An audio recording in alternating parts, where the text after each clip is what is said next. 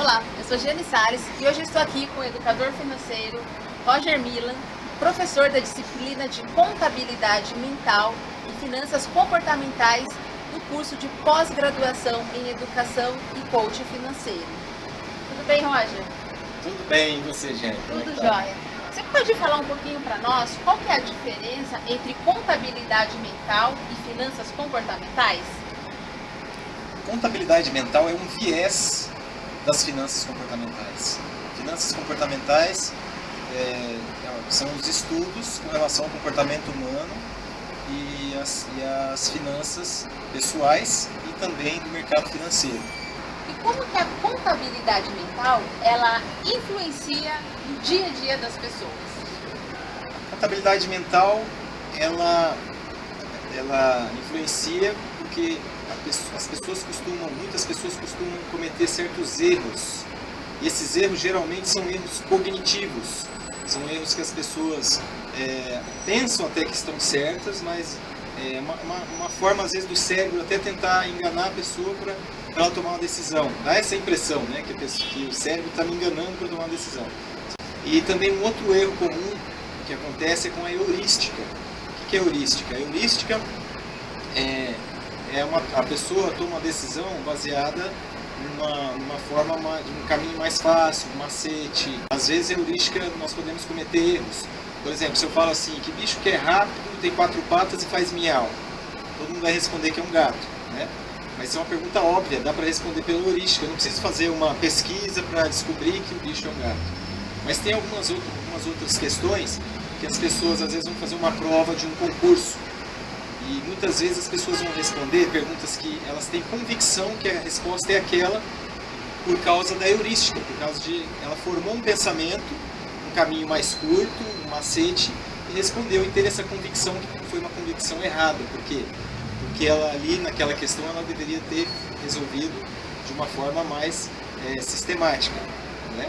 Então esses são os fatores um dos fatores, né, que colaboram para que a contabilidade mental utilizada de forma errada atrapalhe na tomada de decisão das pessoas com relação a todas as áreas da vida, inclusive da área financeira, né? Por isso que existem muitas pessoas endividadas, pessoas com descontrole financeiro.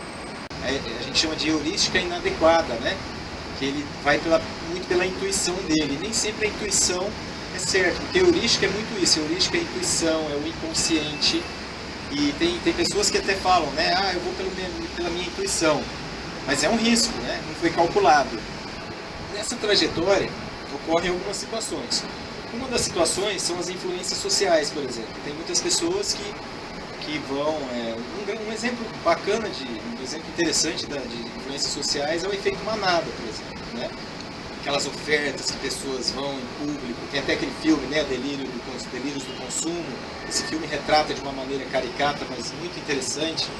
Ele responde um pouco também dessa pergunta. Ali são as pessoas cometendo erros cognitivos, indo pelo efeito manada, indo pelas outras pessoas, não trabalhando de uma forma sistêmica, né, sistemática. Então as pessoas, na verdade, são previsivelmente irracionais. Embora a economia clássica defenda que as pessoas têm que ser racionais para tomar decisão, mas na verdade as pessoas, em sua grande maioria, tomam decisões pelo caminho da irracionalidade, né? E aí que pode ocorrer esses fatos de endividamento também e de descontrole financeiro. E qual que é a estratégia que a pessoa pode utilizar para não cair na armadilha da contabilidade mental negativa? Onde ela acaba consumindo mais do que deveria, ou pagando mais caro por algo que poderia ser comprado num valor menor. Eu costumo dizer o seguinte, depois de alguns estudos, a base para esse caminho, para o início dessa estrutura, é que os nossos valores determinam os nossos hábitos. Os nossos hábitos determinam o nosso comportamento, e o nosso comportamento determina o nosso futuro. E a partir daí, nós vamos estar fazendo um caminho para tratar do comportamento com relação às nossas decisões. Todas as nossas tomadas de decisões estão relacionadas ao nosso comportamento, aos nossos hábitos.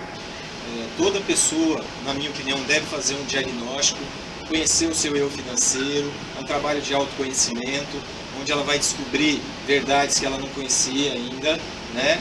Os pequenos gastos, por exemplo, para onde que iam, ela vai acabar descobrindo. Ela vai a partir daí também começar a entender melhor a situação dos sonhos, dar nome aos sonhos, né? Registrar os sonhos, trabalhar para que esses sonhos se realizem, né?